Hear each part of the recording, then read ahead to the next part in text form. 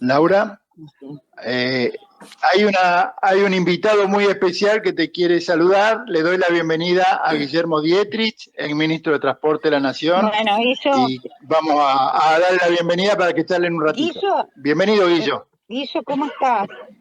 Hola Laura, ¿cómo andás? Guillo, te extraño.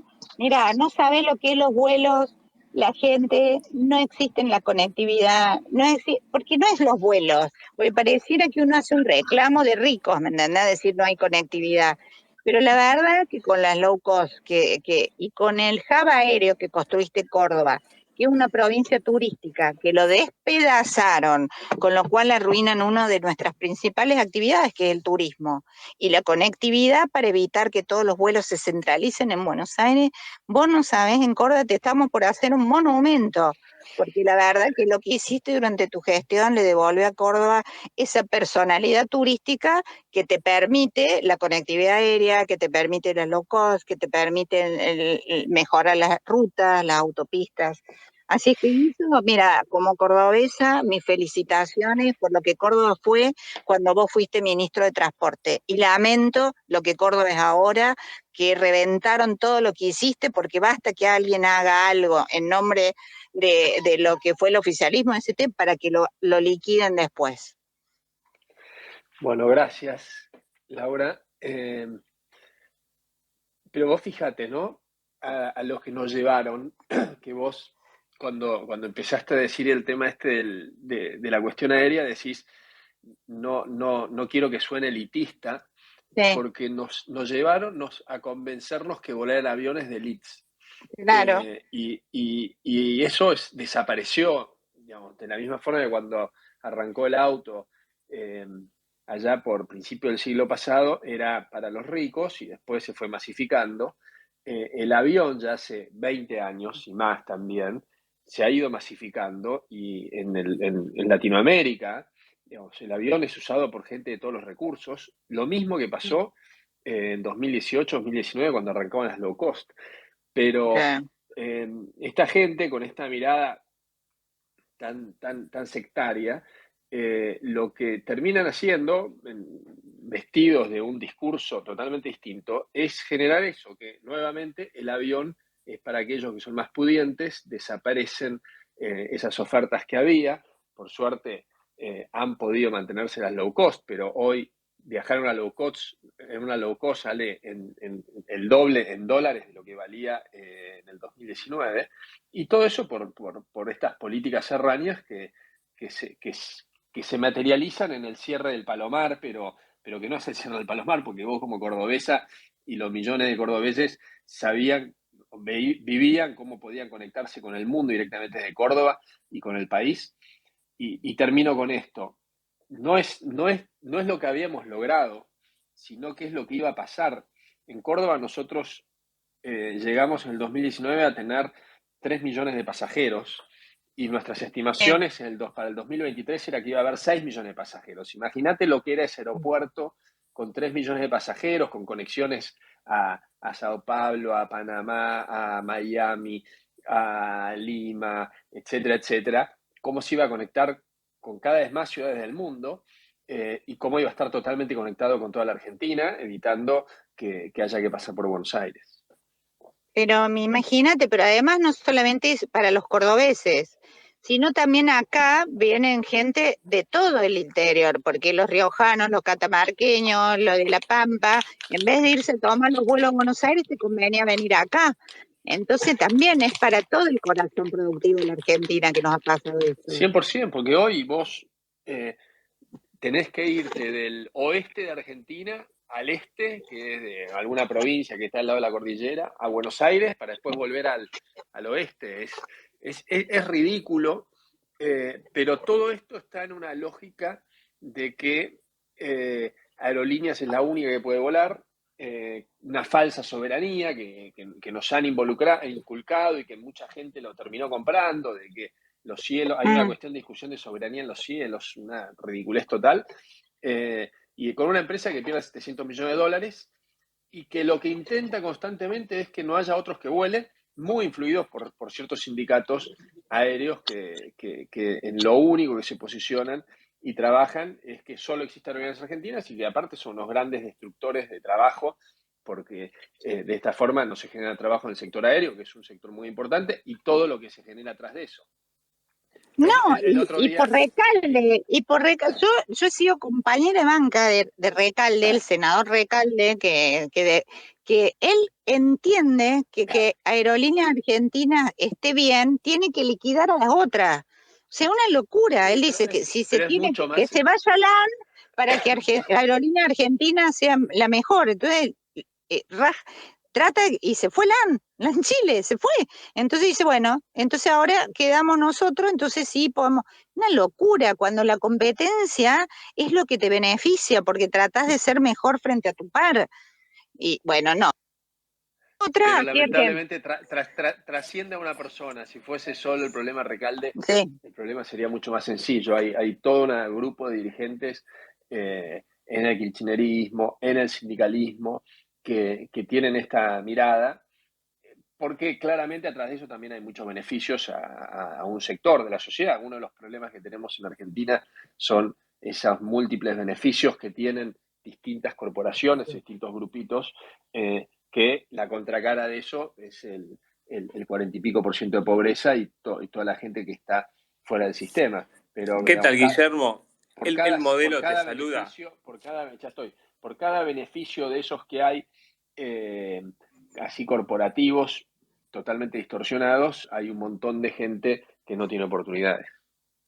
Está buenísimo el pase, realmente. ¿Qué tal? El modelo te saluda, Guillermo. A colación de lo que venían hablando, una pregunta y una pequeña anécdota personal. La anécdota personal es que hace un mes fuimos a Córdoba de vacaciones con mi mujer y a la hora de sacar vuelo nos encontramos 30 opciones de aerolíneas argentinas y una de Flybondi. ¿Era más barato? Sí. ¿La sacamos? No. ¿Por qué? Y por miedo a que no salga.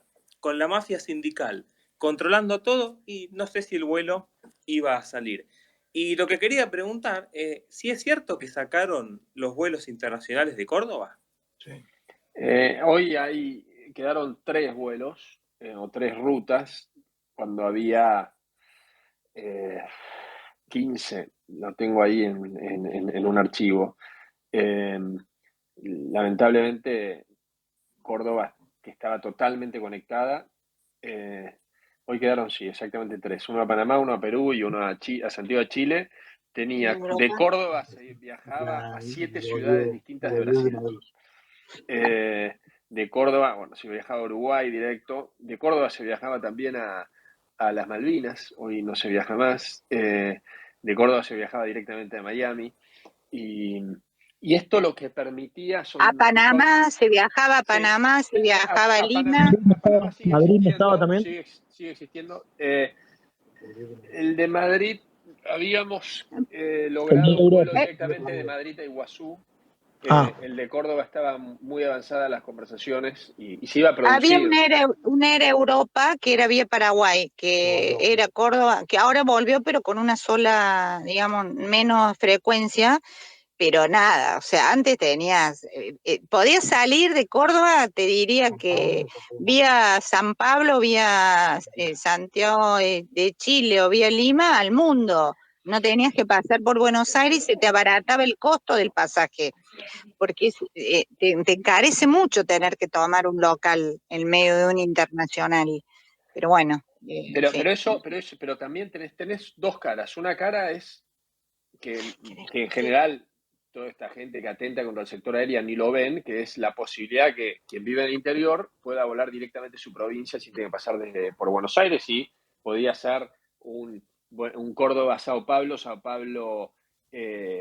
París, o un Córdoba Sao Paulo Los Ángeles, y así un montón de combinaciones, ¿no? Con libertad para elegir. Pero hay otra cara sumamente importante, que es vos, cuando un argentino viaja al exterior, vos estás generando una importación, porque vos estás sacando divisas. Cuando un extranjero viaja a Argentina, está generando una exportación, que es el turismo, que es una de las sectores o industria, por llamarlos, que más crece en el mundo y que todos los países los incentivan. Nosotros, de hecho, en el 2019 logramos un récord histórico de turismo, de gente que venía de afuera. Cada una de esas personas una de las razones por las que vienen es por si tienen buena conectividad aérea. Y una de las razones por las que termina eligiendo ir a Córdoba, a Mendoza, a Salta, a Misiones, es cuán fácil o difícil llegar. Córdoba, por ejemplo, que Laura lo conoce muy bien esto, entre tantos atractivos que tiene, es un lugar que hay un montón de cotos de caza de palomas, que es algo que los americanos gastan fortunas para eso.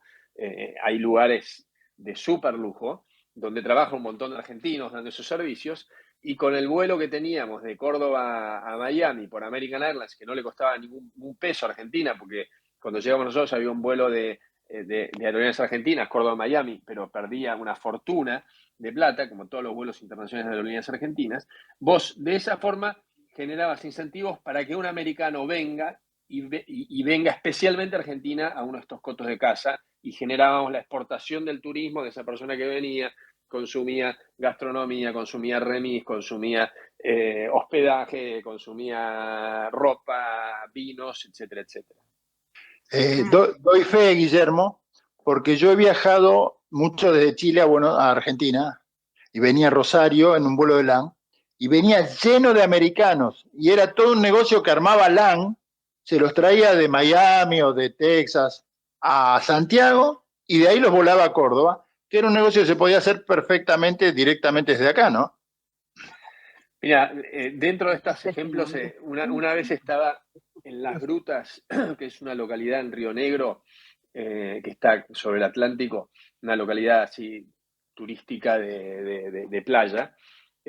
Nosotros hicimos la ruta 23, que conecta Las Grutas con Bariloche, cruza Argentina entre la cordillera y el Atlántico, una ruta que son 600 kilómetros, se tardaron 30 años en pavimentar 300 kilómetros, y nosotros en 4 años pavimentamos prácticamente el 80% del 100% que faltaba, y dejamos listo para que lo terminen, como casi muchas cosas no lo terminaron.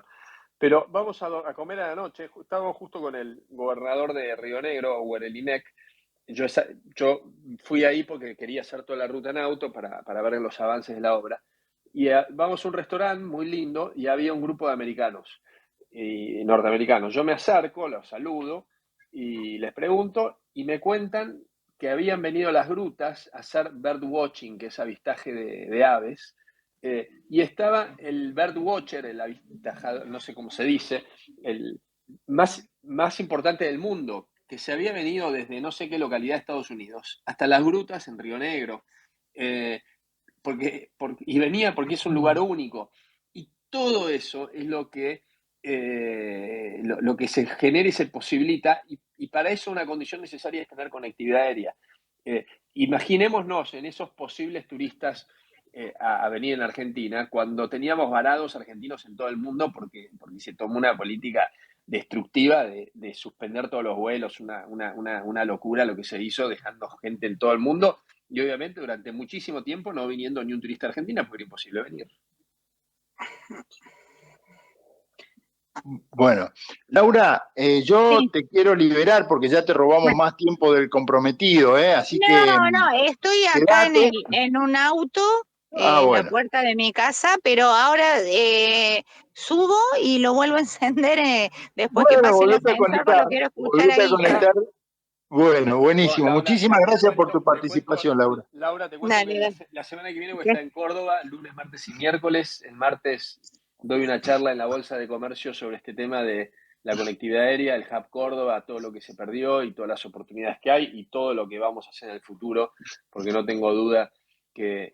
¿El lunes venís? ¿El lunes? Voy el domingo a la noche, voy a estar lunes, martes y miércoles allá en Córdoba. Listo, te doy el lunes. El martes probablemente viajemos de vuelta a Buenos Aires porque tenemos que ver a ver si nos embocan con este tema del Consejo en la Magistratura. Estamos como en alerta, ¿viste? Pero domingo, lunes estoy por acá. Vale, bueno. Te mando un beso grande y después nos vemos y te conectas de vuelta. Sí, sí. Gracias, Laura. Muchísimas gracias. Bueno, muy bien. Bueno, Guillo, bueno, ahora formalmente, digamos, comenzamos con vos en tu bloque exclusivo. Muchas gracias por el pase que estuvo muy entretenido, porque además los dos son muy apasionados y conocedores de toda esa problemática, ¿no? Y yo amo la provincia de Córdoba, aparte, y respeto muchísimo a Laura, con quien trabajamos muchísimo. Sí. Un bocadillo es que yo, como rosarino, viví esa misma experiencia justamente en los años tuyos, digamos, como ministro, porque la verdad es que lográbamos viajar desde Rosario a todos lados sin pasar por Ezeiza, que para nosotros es un castigo bíblico, porque tenés que salir 8 horas antes del vuelo de tu casa para ir por tierra, 8 o 9 horas a veces. Lo de Y ya, Rosario, te diría que, Cluny, lo de Rosario todavía es peor, porque hoy en Rosario sí que no hay ningún vuelo internacional. Estoy casi seguro que no hay ningún no, vuelo sí, internacional. está volviendo el de Copa, volvió el de Copa hace unos días. El de Copa Pero Panamá. el de Copa Panamá, que es un buen vuelo, porque salís a la noche, viste, a las 5 de la mañana estás en Panamá y conectás rápido. Pero recién ahora, estuvimos 2 años sin ningún vuelo. Y perdimos el vuelo directo a Chile, perdimos el vuelo ese que iba por San Pablo, tomaba ese vuelo, hacía escala en San Pablo, eran 11 horas hasta Europa, si no son 24. Es terrible, terrible la diferencia. Mira, en el 2019 en Rosario fue uno de los aeropuertos que más creció. Había 8 rutas domésticas y 8 internacionales, 16 Sí, rutas. sí, Hoy hay 4 domésticas y esta de Panamá, que parece ser que está volviendo a una internacional, sí, 5. sí. Y algo que nuevamente, vos lo describiste, pero yo quiero hacer hincapié en esto, porque, digamos, mucha de la discusión a veces se da de gente que vive en Buenos Aires. Yo tuve la suerte de recorrer a la provincia de Santa Fe, fui 18 veces como ministro de Transporte y ahora, bueno, ya habiendo dejado el ministerio, ya fui 3 veces de vuelta. Pero cuando un rosarino o un santafesino, ¿no? Porque Santa Fe de Rosario son 200 kilómetros, ¿no? Y después Sí, tenés un montón de ciudades a 100 kilómetros. sí, tal cual. En vez de ir a Rosario, vivís en Rosario, en vez de ir al aeropuerto y tomarte un vuelo internacional a algún lado, tenés que irte a Ezeiza. No son las 3 horas y media de viaje, porque en el viaje pueden pasar un montón de cosas, entonces tenés que tomarte 5 horas de viaje, pues no perdés perder el vuelo. Y tenés que llegar 2 horas antes, o 2 horas y media antes. Por lo tanto, el diferencial es enorme, y eso lo que hace a veces es que puedas viajar o no viajar. Y nuevamente, no solo el rosarino, sino la empresa que produce un insumo para vaca muerta, que está en Rosario, porque en Rosario hay muchos estudiantes, en Rosario hay mucho ingeniero, en Rosario hay mucha materia prima intelectual, y esa empresa americana que decide o no decide poner la oficina en Rosario, que tenga una conectividad mucho más directa, a veces el diferencial de que tenga la operación o no en Rosario. Y eso es lo que no entienden estos políticos que concentran todo en Buenos Aires. La potencia argentina está en el interior. Y Rosario es un ejemplo, Córdoba es un ejemplo, Mendoza es un ejemplo, Salta es un ejemplo, etcétera, etcétera. Guillermo, ¿cómo te va? Murielo te habla. Buenas noches. Quería preguntarte, porque, digamos, si hubo una carrera, un ministerio que funcionó, digamos, ahora que estamos hablando justamente sobre eso, a la perfección durante el gobierno de Macri fue el tuyo. ¿Qué sentís hoy cuando no se lo reconoce, cuando lo quiere meter en la misma bolsa de las cosas que se hicieron mal digamos, y no se le reconoce, sobre todo teniendo en cuenta el desastre que hizo el kirchnerismo con todo lo que lograste vos como ministro en tu cartera? Bueno, gracias por la ponderación. Seguro no funcionó a la perfección, pero te digo una cosa así antes A de lo ir a la que era, respuesta. créeme, Guillermo, que No, fue un no, bueno, lujo. eso sí. Respecto al antes y al después, sí. Pero yo lo que quiero decir es, para mí la clave de una gestión exitosa es tener un buen equipo. Y lo que hicimos, que yo fui la cara visible, obviamente estando en el equipo con Mauricio, con Marcos Peña, con Gustavo Lopetegui, digamos que todos tuvieron un rol muy importante para todo lo que pudimos hacer cuando estaba en la ciudad, con Horacio y con Mauricio, obviamente.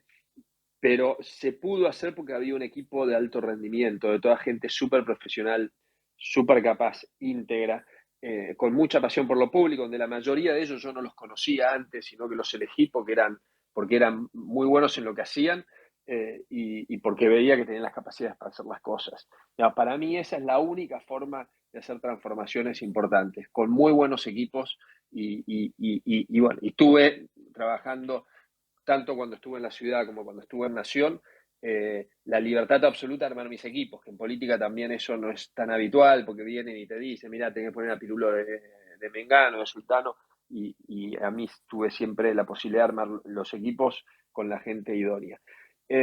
Yo lo que, más allá de lo que dice el kirchnerismo, que en todo lo que habla, en todo, mienten en todo, cuando inauguran una ruta y dicen que lo hicieron, cuando hicieron el 5%, el 95% nosotros, cuando dicen que cierran el aeropuerto del Palomar por no sé qué, cuando casi tendiendo al 100% de las cosas que dicen son mentiras. Pero lo que yo me llevo es el reconocimiento de la gente. Y eso me pasa, el año pasado estuve, cuando se pudo empezar a viajar de vuelta, estuve recorriendo mucho el país nuevamente y el reconocimiento de la gente es enorme, acá en la ciudad de Buenos Aires también. ¿Viste? Y muchas de las cosas, estuve en octubre,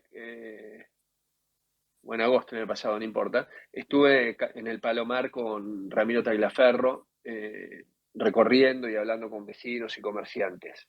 Y lo que vos ves ahí es que en la destrucción que generaron ellos, porque vas al Palomar y te agarrás la cabeza de lo que hicieron, cerraron una fábrica, el aeropuerto es una fábrica de generar empleo, la gente hoy valora más esas cosas que antes, porque esto es como todo, ¿viste? Te compraste un auto con aire acondicionado, al principio lo valorás mucho, después te acostumbras y te das cuenta lo que era el aire acondicionado, o si no ando, si de vuelta volvés un auto sin aire acondicionado, y en eso los seres humanos somos así, nos vamos acostumbrando a las cosas que, que, que, que por ahí no las valoramos porque ya nos habíamos acostumbrado a ellos.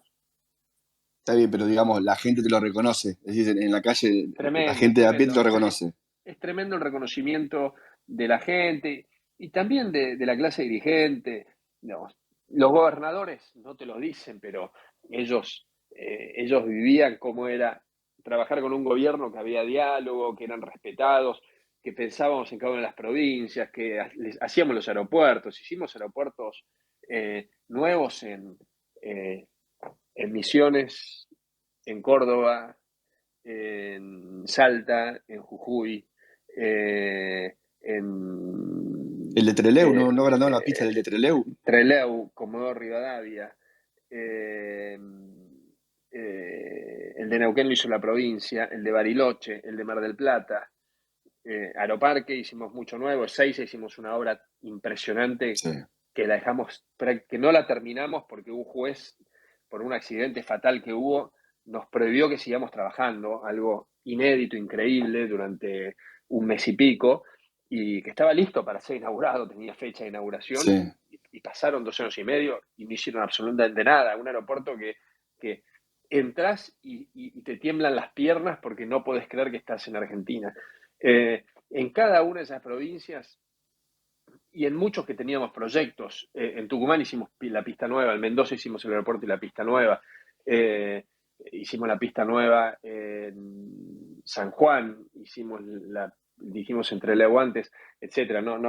Si empiezo a contar las obras, nos pasamos todo el programa hablando de las obras, pero vos hoy, no lo voy a decir públicamente, pero los gobernadores reconocen que tenía una conectividad que no existía, que había unas posibilidades de desarrollo que hoy no existían. Por lo tanto, ese reconocimiento es muy grande en todos los segmentos de la población. Guillermo, acá Captain, ¿cómo te va? En muchas obras que fueron haciendo que inauguraban los que gobiernan actualmente, hacían fotos de inauguraciones que ya existían y siempre lo registra muy bien un amigo nuestro acá de varios que es Apuntes. Y nada, la que quería ver es qué sentís vos cuando ves que hacen actos de inauguración de obras que ya estaban inauguradas durante tu gestión. Yo te digo, a mí ni me molesta, porque uno sabe cómo son, digamos. Yo la pasé muy mal posterior al domingo aquel de las PASO el 19, una semana durísima donde lloraba todos los días, porque sabía lo que venía.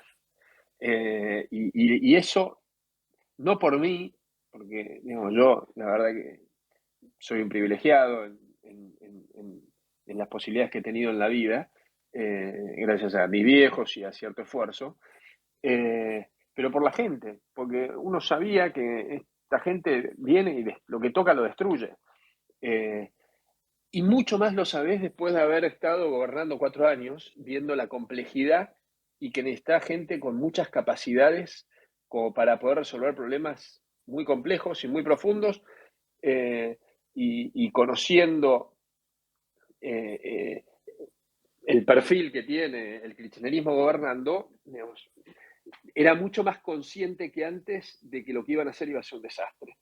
Y que la única forma que tienen de tratar de construir algo es mintiendo, porque digamos, yo sé que para hacer una obra como la autopista de la Ruta 8, la autopista de la Ruta 7, la autopista de la Ruta 19 en Córdoba, la autopista de la Ruta 34 en Santa Fe, tenés que estar todo el tiempo atrás de la obra, tenés que darle seguimiento, tenés que hacer reuniones de seguimiento, tenés que tener gente buenísima en vialidad, tenés que estar ahí, tenés que hablar con los contratistas, tenés que dar los plazos, lo mismo para hacer un metrobús, lo mismo para hacer el Paseo del Bajo, para hacer los viaductos, para hacer cualquiera de los aeropuertos que hablamos.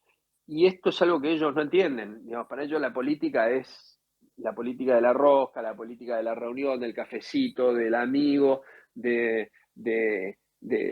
loteo de los espacios, y así las cosas no pasan, y lo hemos visto con 2 años y pico de gobierno que no ha hecho prácticamente nada. Pero no es solo este gobierno, si vemos los últimos 30 años en Argentina, casi las cosas no han pasado por esta forma de gobernar que realmente es muy negativa. Guillermo, buenas noches. ¿Cómo estás? Sofía te habla. Yo te quería preguntar de esto que estamos hablando ahora. ¿Sentís que todo lo que nos estás comentando, todos los cambios que se hicieron durante la época de Macri, no se les dio la publicidad, por así decirle, la publicidad suficiente para que las personas valoraran todos esos cambios que estábamos teniendo y los vienen a valorar ahora cuando ya no los tenemos o nos damos cuenta lo que implicó la vuelta del kirchnerismo? ¿Qué tal, Sofía? Mira, vamos al tema de la comunicación, donde siempre se nos dice que tendremos que haber comunicado más. Siempre las cosas se pueden hacer mejor, digamos, y la autopista de la Ruta 19 que une Córdoba con San Francisco, estábamos hablando de Córdoba, fue una obra monumental, y ahora, viendo en retrospectiva, si hubiésemos hecho algunas cosas un poco diferentes, la hubiésemos podido quizás inaugurar la mitad de la obra antes de terminar el gobierno. Pero como todo, digamos, es como cuando ves el partido de fútbol, la repetición, digamos, hay muchas jugadas que las hubieses hecho distinto, y aunque la veas y las corrijas, en el próximo partido también vas a ver cosas para ser distintas. Pero yo creo que el 41% de octubre del 19 es ese reconocimiento que no es solo las obras, es una forma distinta de gobernar, es una forma distinta de relacionarse con el poder, es la integridad, es ir contra las mafias que le quitan posibilidades a los más débiles, las mafias sindicales, las mafias corporativas, es la apertura argentina del mundo, es hablar con la verdad, es la libertad de prensa, es respeto a las instituciones. Digamos, en cada una de las cosas creo que hay una valoración de los argentinos que hicieron que en una situación económica muy complicada, porque en octubre del 19 estamos mucho peor que en agosto del 19, a partir del resultado de la elección que cambió totalmente esas expectativas. Como dice Mauricio, nuestro gobierno terminó el 9 de agosto del 2019, y cualquier indicador que comparemos de ese momento con hoy es infinita la diferencia. Pero en ese entorno, económicamente, con todas esas complicaciones, por el resultado que había habido en las PASO, tuvimos la mayor cantidad de votos en nuestra historia, sacando el balotaje, que es una situación excepcional. Y eso se revalida en el 21, porque algunos pensaron, bueno, pasó esto en octubre del 19 por algún error de la historia, porque la mayoría creía que no íbamos a llegar al 20% y que nos íbamos a ir por la puerta de servicio. Pero en el 2021 no solo se revalida, y hay 16 puntos de diferencia con el kirchnerismo, donde eso que hicimos creo que nuevamente es valorado, y a su vez se comprueba que había sido una falsedad total lo de Alberto Fernández, que en algunas personas, a mi entender incrédulas, confiaron que iban a ser distintos. Hola Guillermo, buenas noches, te habla Ailén Romero. ¿Cuál dirías que fue tu mayor desafío durante tu paso por el ministerio? ¿Qué fue lo que viste que estaba en mayor urgencia de que necesitaba intervención?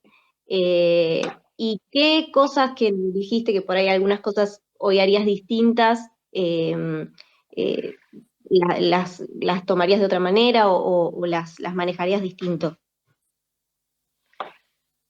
Bueno, es una pregunta completa, compleja y profunda. Mi mayor desafío, te diría, en lo personal, fue no cambiar, seguir siendo yo. Cuando estás con responsabilidades muy grandes, que eso significa tener bastante poder, que significa ser reconocido, el riesgo de que eso te haga pensar que sos un superhombre y que te las sabes todas es enorme, que te alejes de tu familia, que te alejes de tus amigos. Eh, y, y yo fui muy consciente de eso y le tenía mucho miedo a dejar de ser yo. Siempre fui consciente que iba a terminar. De hecho, yo le decía siempre al equipo, miren, lo más probable es que esta sea la responsabilidad más grande que tendremos alguna vez en la vida, así que disfrutémoslo. Y cuando dejé de ser ministro, eh, me sentí cómodo también y de hecho estoy en el llano, no tengo ninguna, digamos, sigo trabajando en política, pero no tengo ningún cargo, no quise ser candidato a diputado, a senador, porque me parecía sano estar 4 años por lo menos en el llano y después se verá en el 2023. Eh, el segundo desafío era emocional. Estás en un lugar donde todos los días tenés 100.000 quilombos.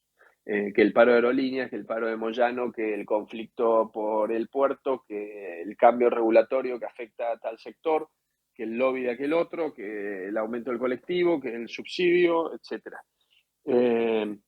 Y que eso no te abrume, no te abrume, te abruma de cierta forma, pero que puedas convivir con eso y no te genera un nivel de angustia intolerable, fue otro desafío. Y hoy, a la distancia, que me despierto en la mañana realmente sin problemas, por ahí pasan a veces cosas personales, cosas que nos pasan a todos, pero la diferencia con la angustia y que me despertaba todos los días durante 4 años es impresionante.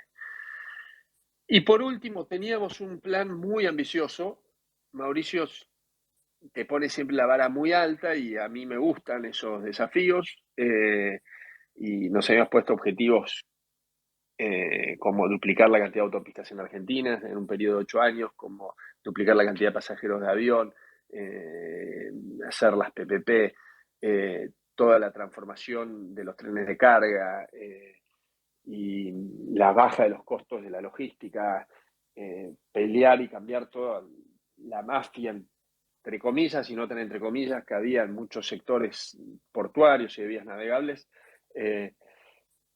Era sumamente ambicioso y al principio parecía una montaña imposible de subirla y a medida que fue pasando el tiempo fuimos viendo que se podía hacer y yo hoy siento que se puede transformar Argentina, que hemos transformado fuertemente en nuestro país en estos 4 años, creo que mucho más de lo que la mayoría cree, hay muchos que no estuvieron en el gobierno y hay muchas cosas que son invisibles, como la transformación del Estado, como temas de competitividad, de regulación, todo lo que significaba las relaciones internacionales. Yo tuve la suerte de ir a muchísimos los viajes con Mauricio y cómo él se plantaba y cómo negociaba y con qué altura y sin prepotencia con los grandes líderes mundiales y el respeto que generaba. Digamos, hay un montón de cosas que muestran que para mí que la transformación fue enorme y en transporte creo que logramos gran parte de nuestros objetivos y en algunos casos los superamos. Y te hago otra consulta, coincido con lo que estás diciendo, creo que fue uno de los mejores, de los que mejores funcionó el de transporte, sin duda es uno. Y ahora que dijiste que pensaste 4 años estar en el llano, estar un poco más alejado de la política, pero se te ve un poco recorriendo el país. ¿Qué tenés pensado para el 2023? ¿Tenés alguna idea? ¿Tenés algún objetivo? ¿Alguna propuesta? Sí, no estoy alejado de la política, ¿eh? No tengo ningún cargo público, no tengo ningún ingreso del Estado en ninguno de sus instancias. Siempre seguí trabajando en política. En el 2020 trabajé mucho en entender lo que nos había pasado, las cosas que hicimos bien, las cosas que hicimos mal. Tuve charlas larguísimas con Marcos Peña, con Nico Dujovne, con Mauricio, con Gustavo Lopetegui, con mi equipo.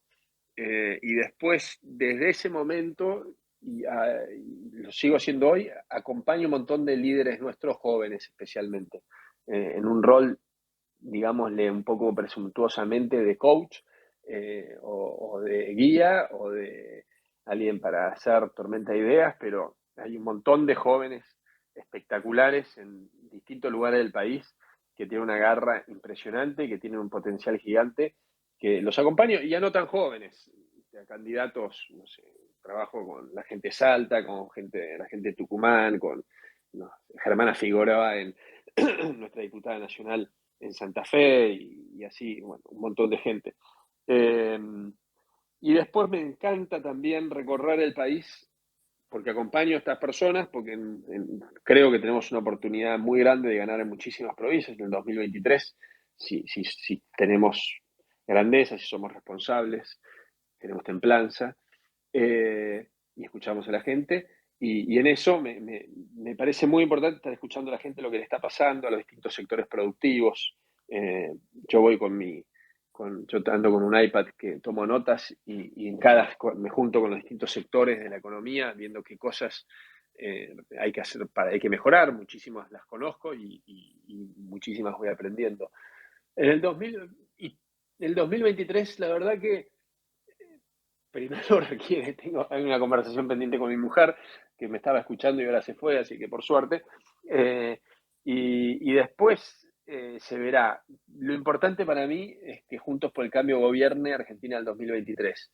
Y lo que sea yo me parece anecdótico a los fines del desafío que tenemos como país para encaminarlo. Si no ganamos el 2023, realmente la cosa se va a poner sumamente fea al futuro de nuestro país, que ya está muy comprometido. Yo tengo esa esperanza, pero si no lo logramos, creo que va a ser muy grave, porque realmente las oportunidades de revertir la tendencia de fracaso que tenemos va a ser todavía muchísimo más difícil para adelante.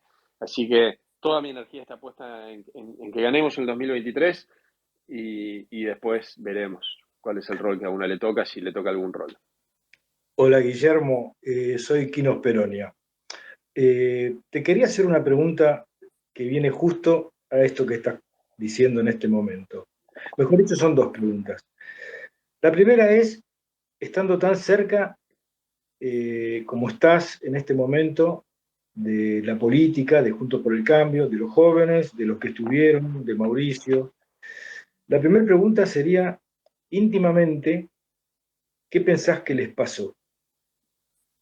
Y la segunda es, si ganamos en el 2023, cosa que considero muy factible, ¿cómo hacer para que no vuelva a pasar lo que nos pasó en el primer gobierno, en el primer tiempo? Siendo que ahora los vikingos tienen espadas todavía más filosas. Esa sería la pregunta.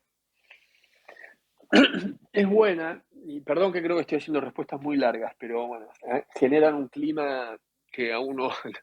Tenemos todo el tiempo, Guillermo, tranquilo. Bueno, pero yo a veces me extiendo mucho y me da miedo de cansar en la extensión de la respuesta.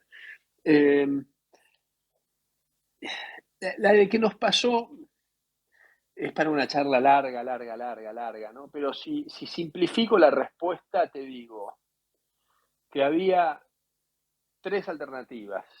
Por ahí son 4, pero 3. Una que era no terminar el gobierno, otra que era terminar y perder, y otra que era terminar y ganar. Yo creo que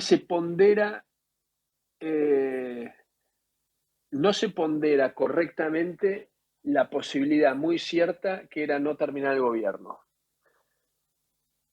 en nosotros, no sé si leyeron el libro Una temporada en el quinto piso de Juan Carlos Torre, lo recomiendo absolutamente. Para mí es lectura obligatoria a todo aquel que le interesa la política argentina y algo de la economía de nuestro país, que la política y la economía en nuestro país están totalmente relacionadas. Pero Alfonsín convivía con un miedo escénico del golpe militar y la interrupción democrática.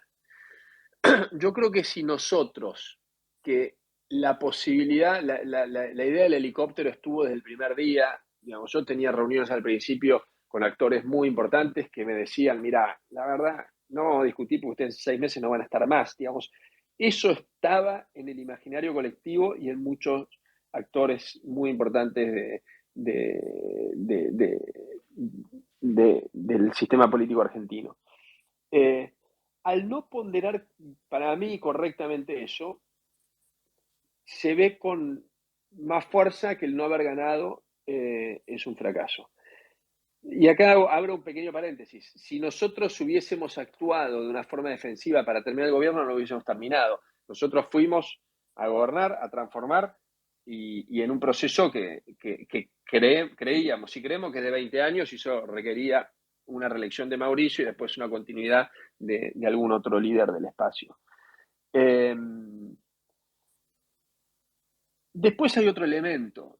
Nosotros ganamos por una diferencia del 1.8, 2%. Me la tendría que saber de memoria esa diferencia, pero no me la acuerdo de memoria, en el balotaje del 2015. En un balotaje una diferencia de 2 puntos es una diferencia de 1 punto, es decir, que si se da vuelta un punto, eso significa 2, ¿no? Por lo tanto, hablando mal y pronto, ganamos cagando totalmente. En un 2015 que la situación económica, que era muy grave por abajo, en la superficie no se la veía muy grave. Por lo tanto, había que hacer transformaciones muy profundas cuando la gente decía, che, yo no estoy mal, porque la gente no estaba mal.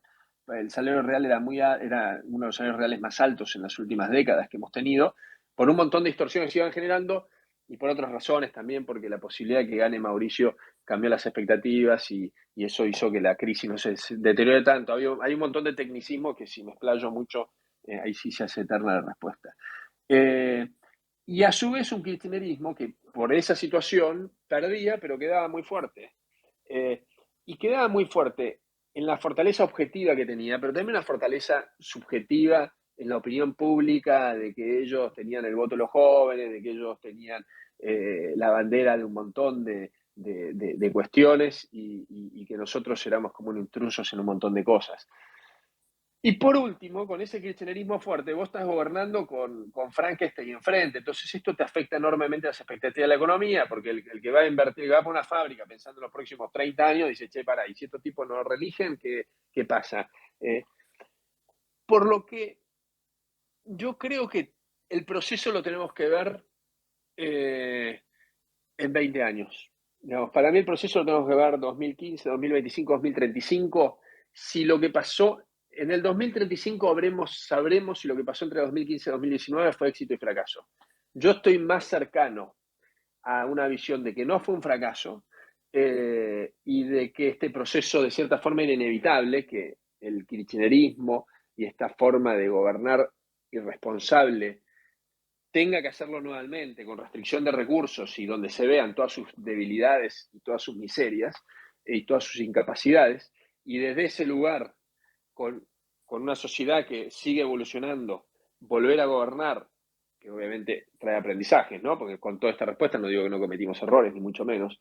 Comenté antes que durante el 2020, gran parte del año, me dediqué a ver qué cosas se podrían haber hecho mejor, pero desde ese lugar, con un kirchnerismo, con esta experiencia donde le demuestra a la sociedad que tiene una incapacidad total y que es verso, que el peronismo es el que te arregla todos los problemas y que te llena la heladera, vamos a poder terminar de encaminar la Argentina en ese proceso virtuoso de 20 años. Y ahí en el 2035 veremos si lo que pasó 2015-2019, habiendo terminado y yéndonos con el 41%, con un montón de dirigencia que tuvo experiencia y que sigue vigente y tiene reconocimiento de la sociedad y capacidad de volver a un gobierno y seguir transformando, no habrá sido quizás lo mejor para permitir un proceso más largo de 20 años.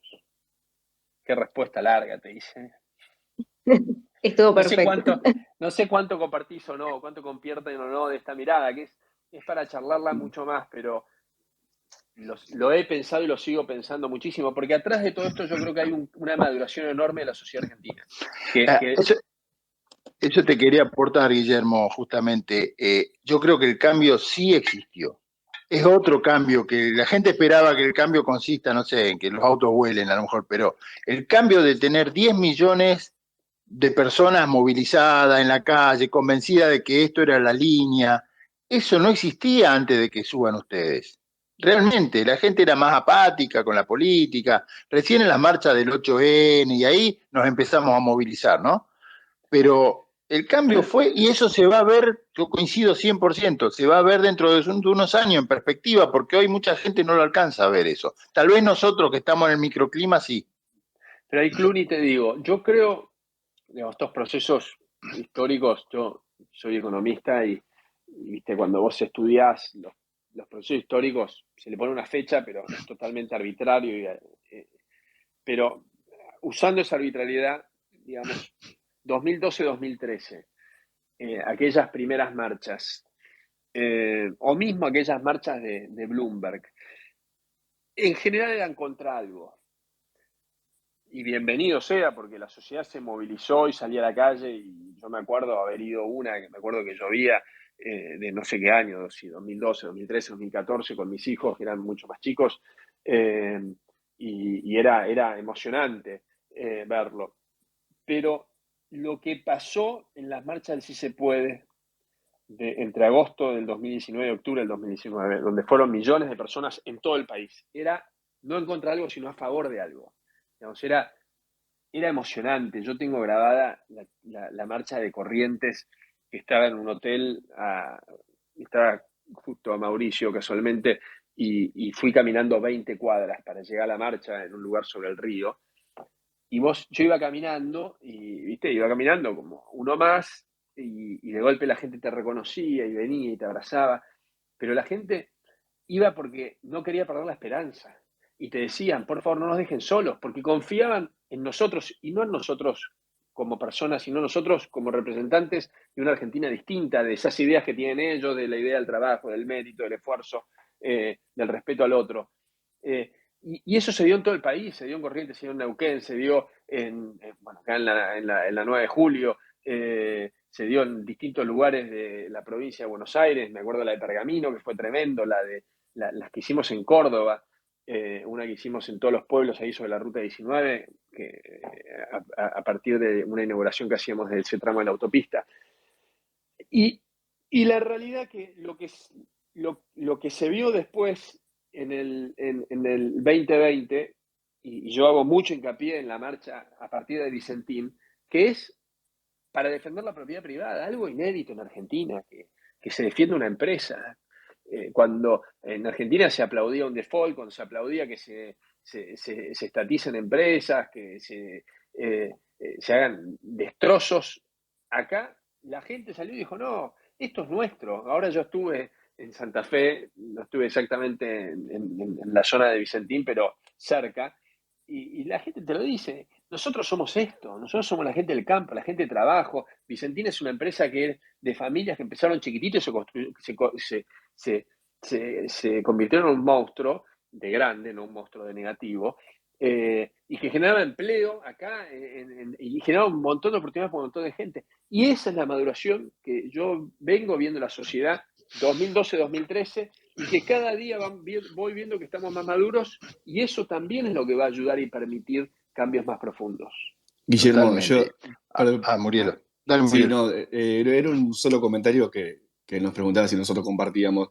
Yo no solo comparto lo que decís, y digo que no solo no fue un fracaso, sino que cada día que pasa, desde que se fue Macri, y cada día que estamos viviendo el actual gobierno, enaltece aún más lo que fue el gobierno de Macri. Y creo que mucha gente no lo dice, pero mucha gente lo extraña y mucho. Eso nomás era. Y te digo, Murielo, mira, hoy me mandó, hay una persona, Eduardo Plasencia, que es un joven brillante que trabajó en el equipo de vialidad. Es la persona que conoce toda la ruta argentina. Vos le preguntás, decime la ruta 36 en el kilómetro llegando a Córdoba y te dice, mira, ahí hay una curva, que esto, aquello, que el otro. Le decís, decime la ruta 3 en Esquel y te dice, mira, tiene esta situación y acá está bien, acá está mal. Tremendo. Edu, lamentablemente, es uno de los argentinos que se fue, está en Washington, está estudiando y trabajando, y hoy me mandó un video de una parte. Mauricio dio una charla hoy en la universidad allá en Washington, y Mauricio decía, era en inglés, pero que en cada reunión que tenía y que teníamos, la gente venía y te felicitaba, pero te decía, la mía no la toques. Y que eso es un poco parte también del proceso que nosotros vivimos, donde Argentina levantás una piedra y atrás de eso hay un privilegio para alguien. Y nadie estaba dispuesto a ceder absolutamente ningún privilegio, aún los que nos apoyaban, los que nos acompañaban, etc. Y muchos de ellos nos cascotearon porque sentían que con nosotros podían perder esos privilegios. Creo que en eso también es probable, yo ahí no estoy tan seguro, que también haya una maduración de la clase dirigente, diciendo que acá todos tenemos que poner algo en la mesa, digamos. Esto no se arregla con que cada uno mantiene lo suyo y lo pone el otro. Digamos, todos tenemos que poner algo en la mesa, porque si no ponemos todo algo en la mesa, hay un montón de gente que ni siquiera puede formar parte de la mesa, que son todos aquellos, los excluidos del sistema, que cada día son más. Guillermo, bueno, muy interesante todo. La verdad es que estamos recontra agradecidos de que haya venido y tenemos todavía unos cuantos minutos más por delante. Pero yo quería, vos sabés que nosotros desde que empezamos el espacio que soñamos con que venga Mauricio a nuestro espacio, y creo que algún día lo vamos a lograr, pero sabemos que vos has sido persona de confianza, no sé si son amigos personales, pero me imagino que debe haber una relación muy buena porque los dos tienen esa cabeza de ejecutores y de resultadistas, ¿no?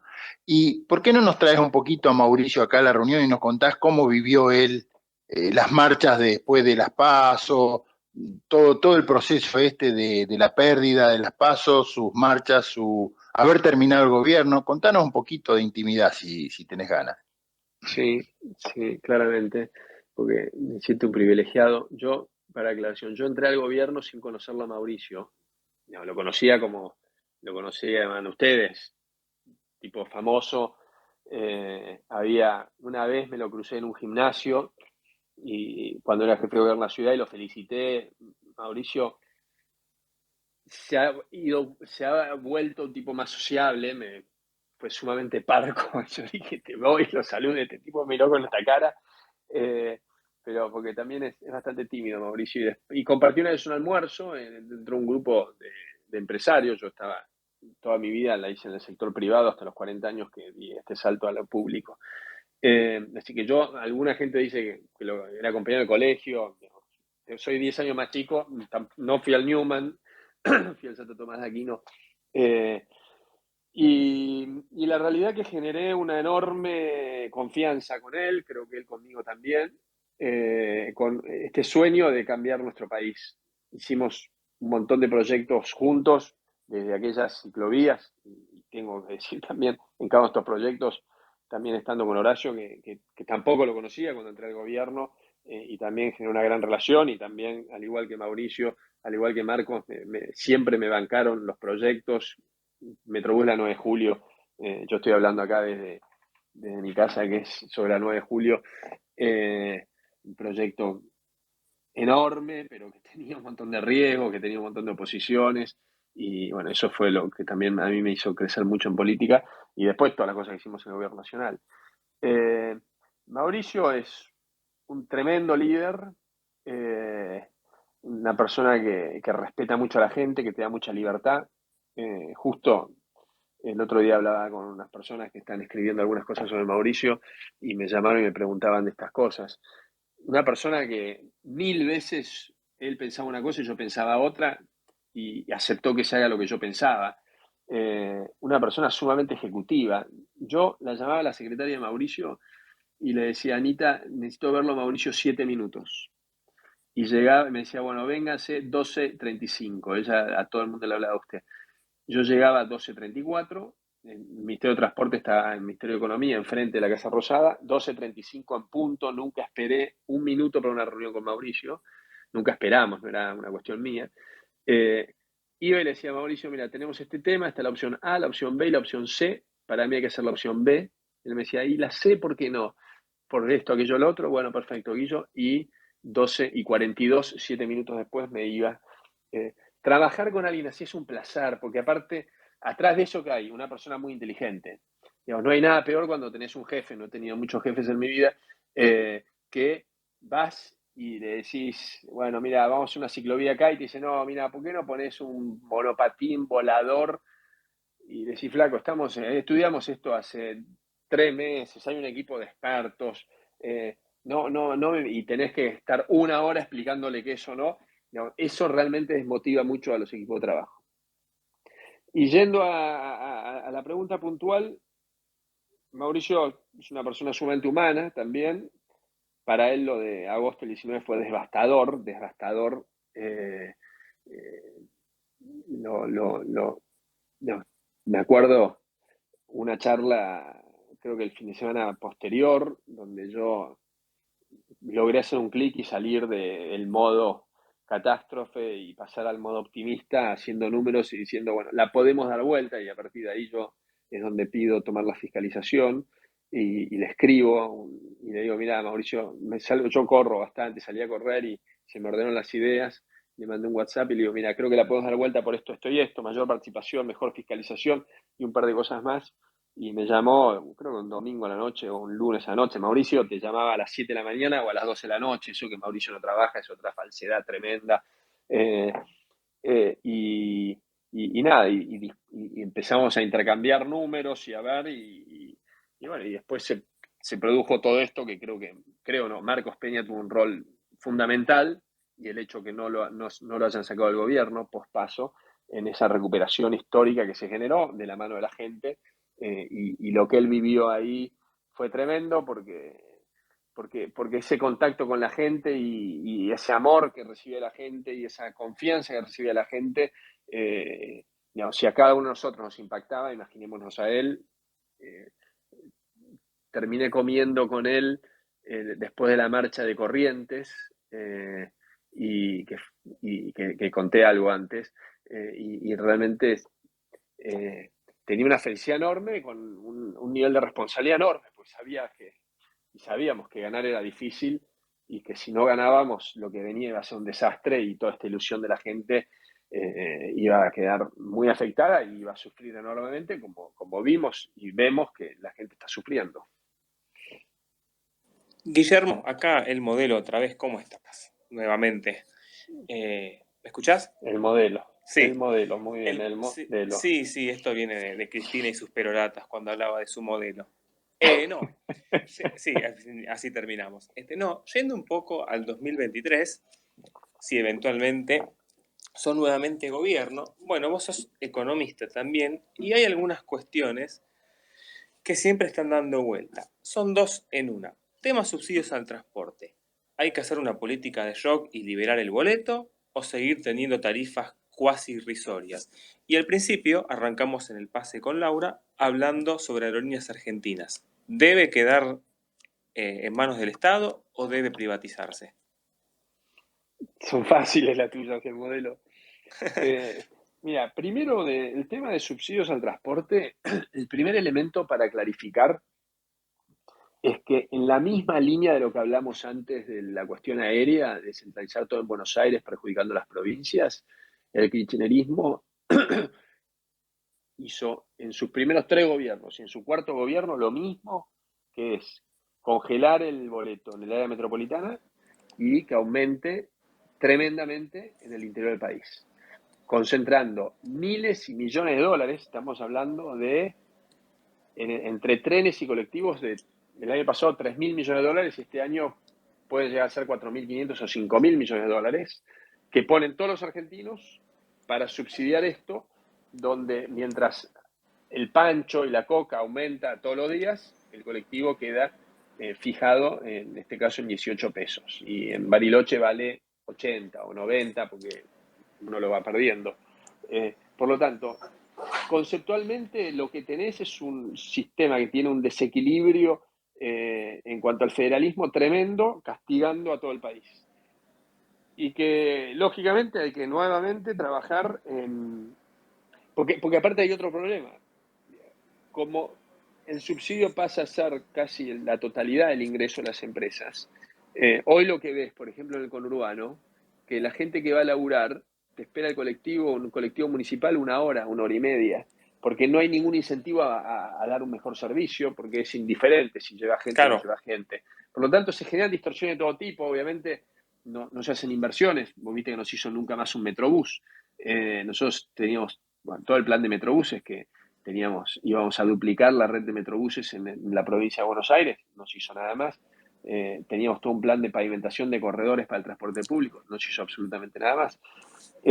Y ahora nuevamente hay que sentarse y hay que dar las cartas de vuelta. Es una conversación también a nivel federal, porque lógicamente los gobernadores y cada una de las provincias fueron totalmente perjudicadas con todo esto.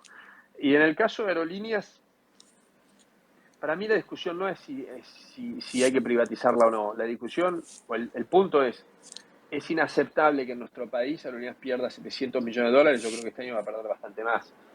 Y si muestran números menores es porque hacen alguna artimaña contable o no le pagan a los proveedores, como sé que no están pagando el combustible y un montón de otras cosas.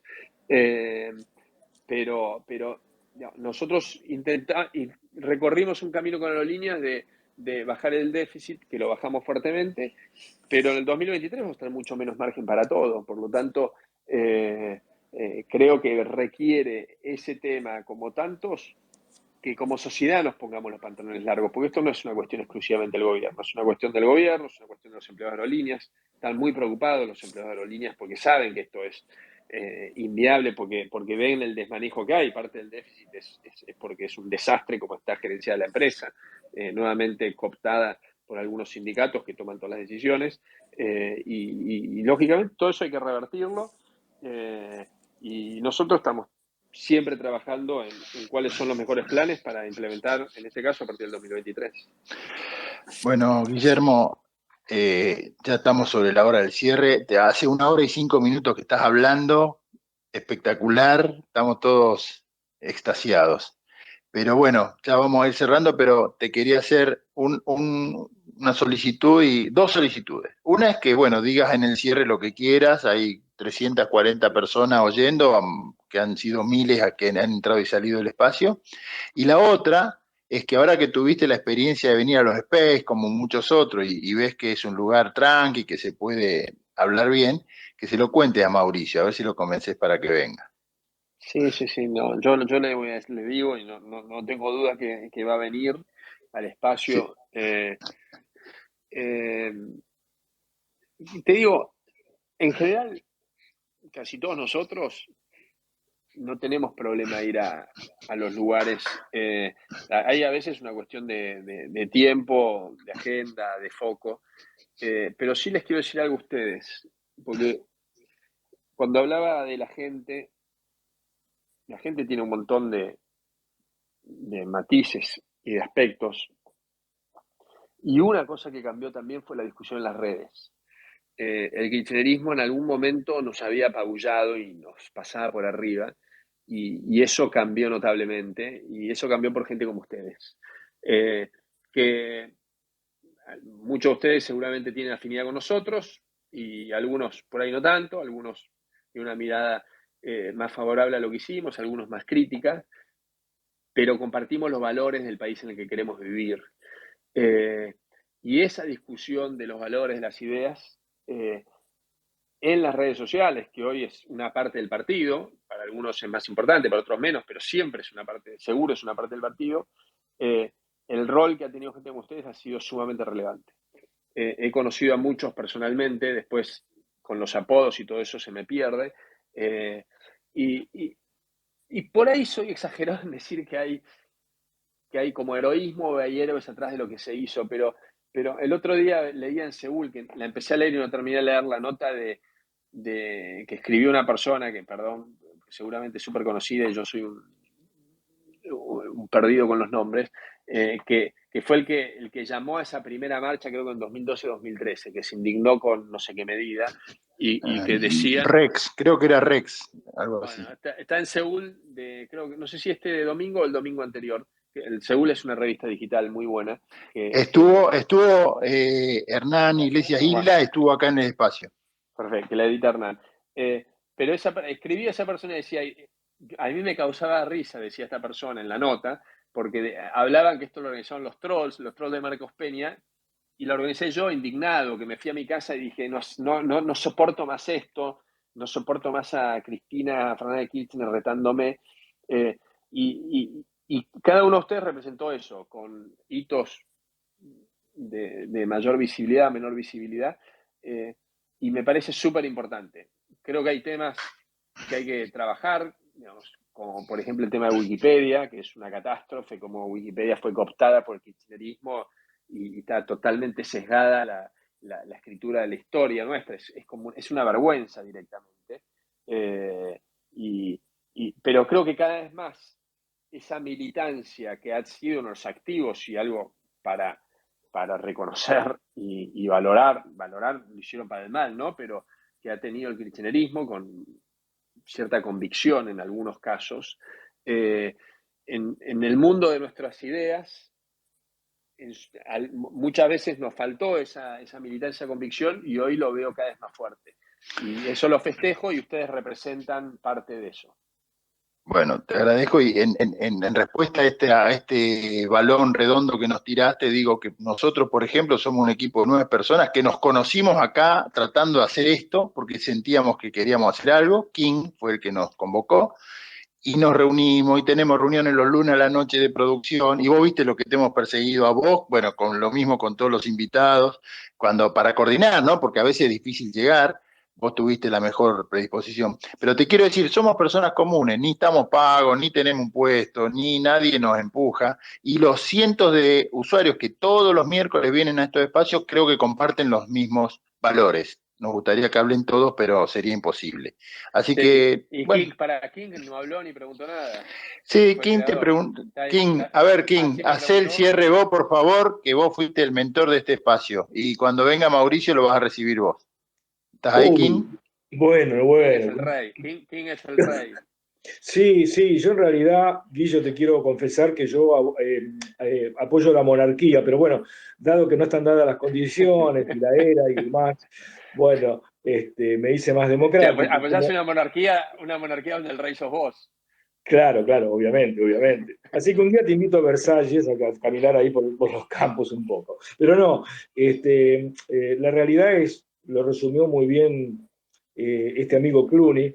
Nosotros recién nos conocimos personalmente, hará un mes atrás, que nos sentamos a comer un asado y vino un diputado del PRO, muy amigo nuestro, y la verdad la pasamos bien, y ahí nos conocimos todos y nos vimos la cara, pero esto empezó el año pasado, apoyando las elecciones del año pasado, ¿no? Obviamente.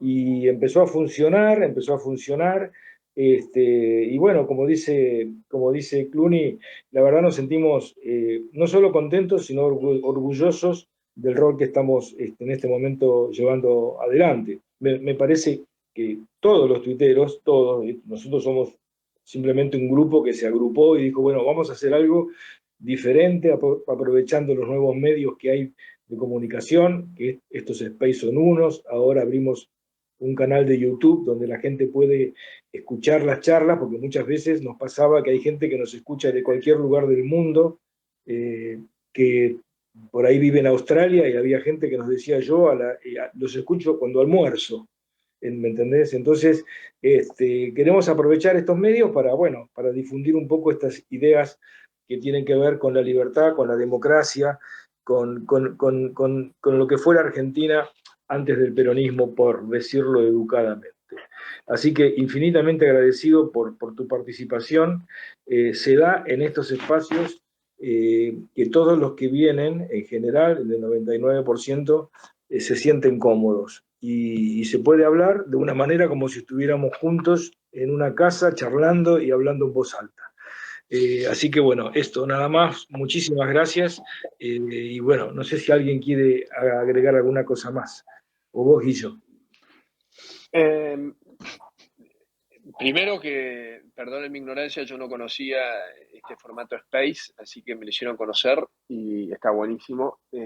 Lo tendría que haber conocido antes, pero bueno, a veces uno recorre la vida con ignorancias y hay gente, como en este caso, esta posibilidad que te saca el velo.